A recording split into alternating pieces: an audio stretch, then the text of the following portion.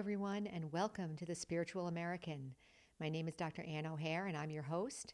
And today we will be talking about the journey of the soul, the soul's journey home, actually. So it's going to be a very nice topic, maybe a little different than you expected. But before we get started, if you're watching on YouTube, please consider like, sharing, and subscribing. As you know, that this gets the YouTube algorithm to get us out to more people. And please consider sharing with your friends and family as well. So today we are going to talk about the soul's journey. And of course, I can talk about it from a didactic standpoint or from a spiritual teacher standpoint, which is the thought I had at first. But then I thought, no, you know what? Let me go in a different direction. So one direction that I could have gone in is to say that we're all souls. We all come onto earth.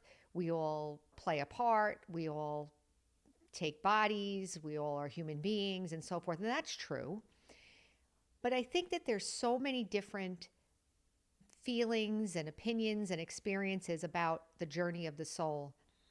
I think it would be beneficial to speak about it in the sense of experience and from the perspective of meditation.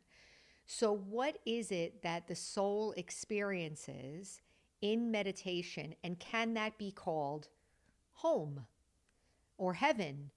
And one thing I was thinking of was that we have all our experiences in our mind. So if I were to forget about my body for a minute, or maybe not forget about it, but let's acknowledge that the body has its own timetable. The body has its own experience in terms of when it's born, what happens to it, and when it dies. I don't have any input as to, oh, I don't want to get this illness. I don't want to die. I don't know when, not I die, but I don't know when the body's going to die, or I have very little input. I have input into how I treat the body and how I live my life, my lifestyle, and so forth. We have a lot of science about what's healthy and how to keep the body well. But we don't have a lot of input in terms of the body's lifespan or anything like that. So if we can take the body and just put it aside for a minute and say, okay, body, you're going to be alive for a certain amount of time, and then you're going to die at a certain time. Even that much, let's just take a minute to experience that. So I acknowledge that I have this body, I'm using this body, and at some point, the earth is going to take the body back. So it's kind of like a body is on loan. I'm using it, I'm calling it mine. It's nobody else's, right? But it's mine. And then I have to give it back, or it takes it back. The earth takes the body back. So then what happens with the soul? What happens to me? So I'm going to say there's a lot of opinions about going to heaven, seeing loved ones, going to the land of peace, going beyond birth and death, there's all different opinions depending on your religious beliefs and your feelings and your experiences. So I'm not going to talk about any of that. I'm going to say, let's talk about what can be done while I'm here.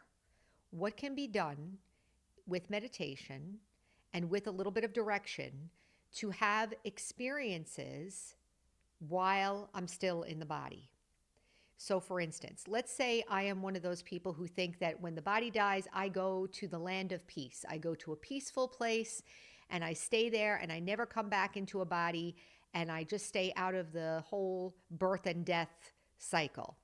I know some of the Eastern religions believe that, and they call that mukti. Mukti means liberation. So the soul is liberated from matter, from time, and from the pain and everything that goes along with living as a human being. The happiness too, by the way.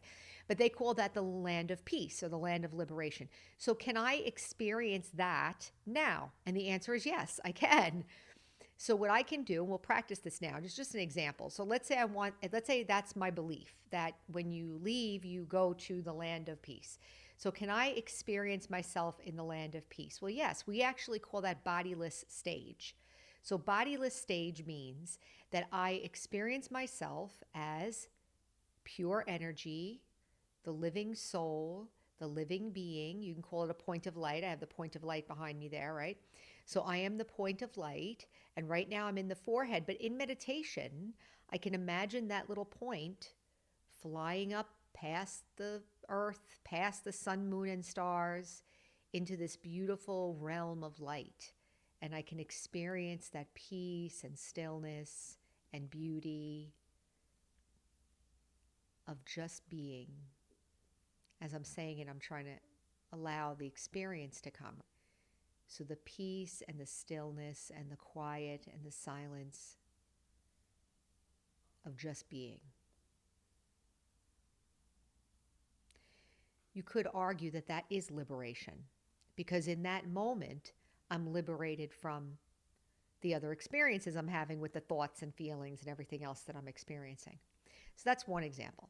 Another example is maybe in the Christian background where I came from.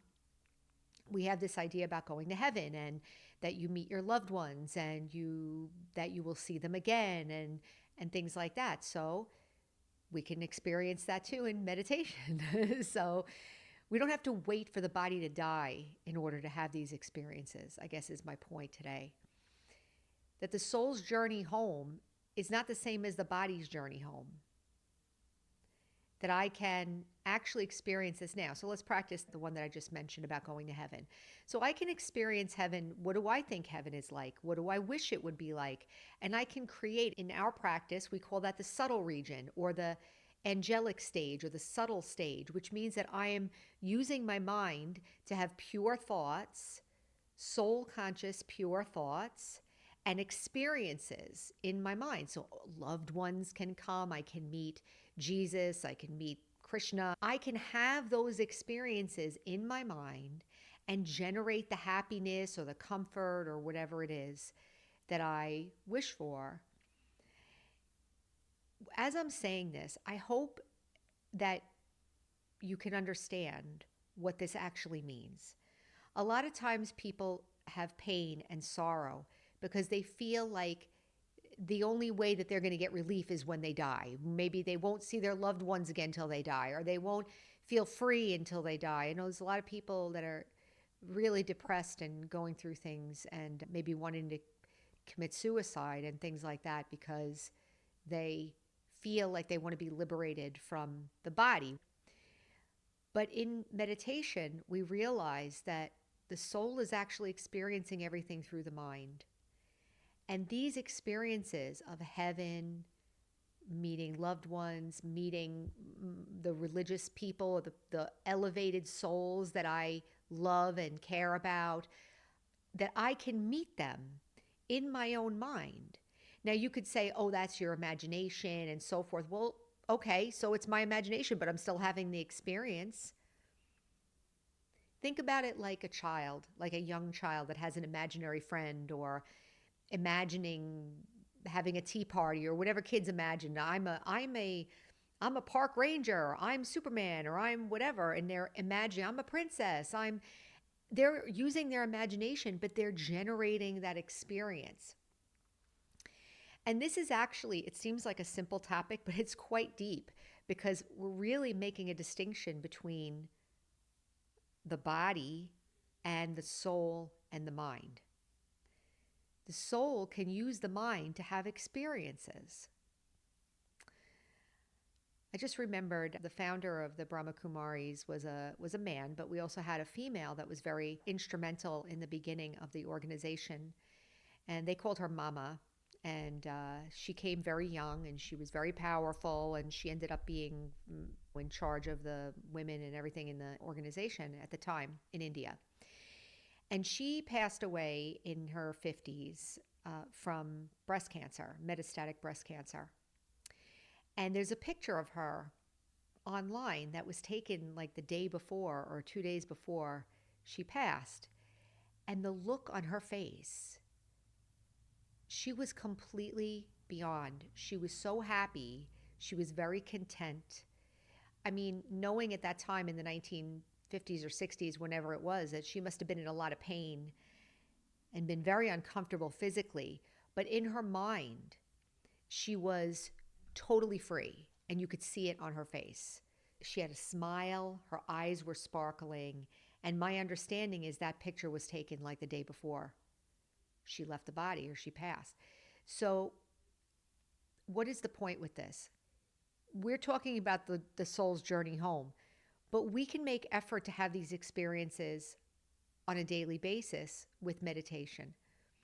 I'm giving a lot of different examples because there could be a lot of things in life that make us feel like we're going to lose something.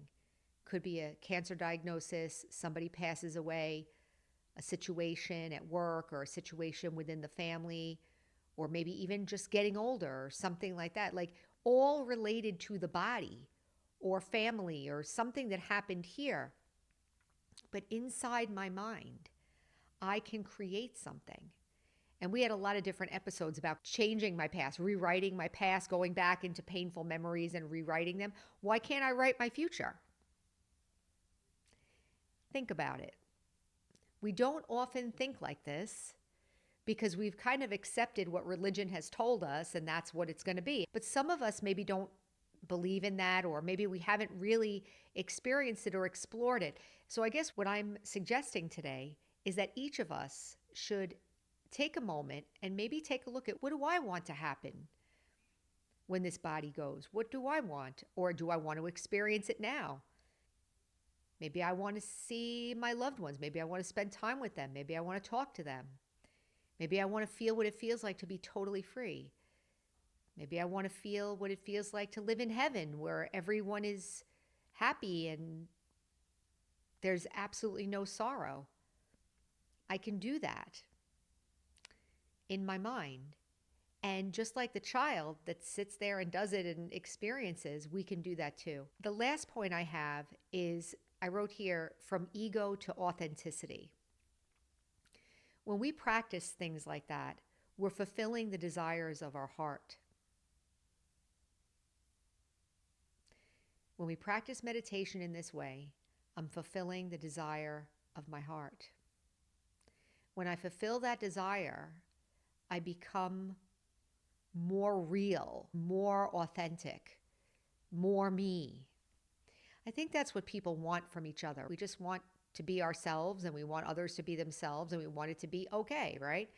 So ego would be like a false self, or a false, because I'm afraid or because I feel like I have to play this role or whatever. But if I can work on fulfilling my desires, like healing my hurts, fulfilling my desires. I don't know what anybody's desire out there. I'm talking to a camera. I don't know what any of you feel, but I'm saying that in our mind, we can have experiences and that they're not limited to the body. They're not limited to my age of the body. They're not limited to relationships or circumstances or illnesses or anything. It's not limited to that. And so the soul's journey home, you could say definitely when the body dies, the soul is freed up physically, but why not practice freeing up in the mind? There's nothing stopping me from doing that. This is a deep topic I'm talking about because we're really underlining, like I said before, the difference between the body, the mind, and the soul. And the potential to use the mind for elevated experiences. One other thing, and then I'll end it here.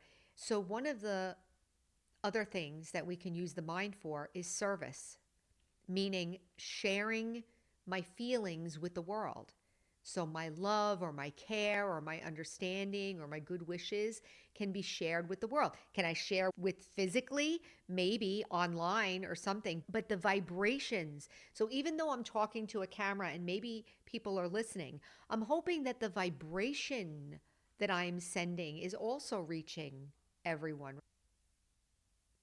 So serving through the mind means that if I feel peaceful or if I feel loving or if I feel gratitude or if I feel content, that I want everyone to feel that way.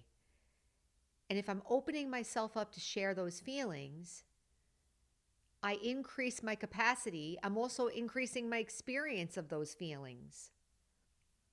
So we have the potential to have elevated spiritual experiences in the mind. And it has nothing to do with what's going on with the body. So I'll leave it there. It's something to think about. We're very focused on the body, but I'm hopeful that now that the times are changing in a sense that people are going to be more and more interested in the mind and more interested in what's possible. We're very familiar with the limitations of the body, and we're very familiar with the pain of the ego, right? So maybe it's time to look beyond both of them and see what's possible. So I'll leave it there for today. Remember, our slogan is heal, empower, and serve. And until next time, take care.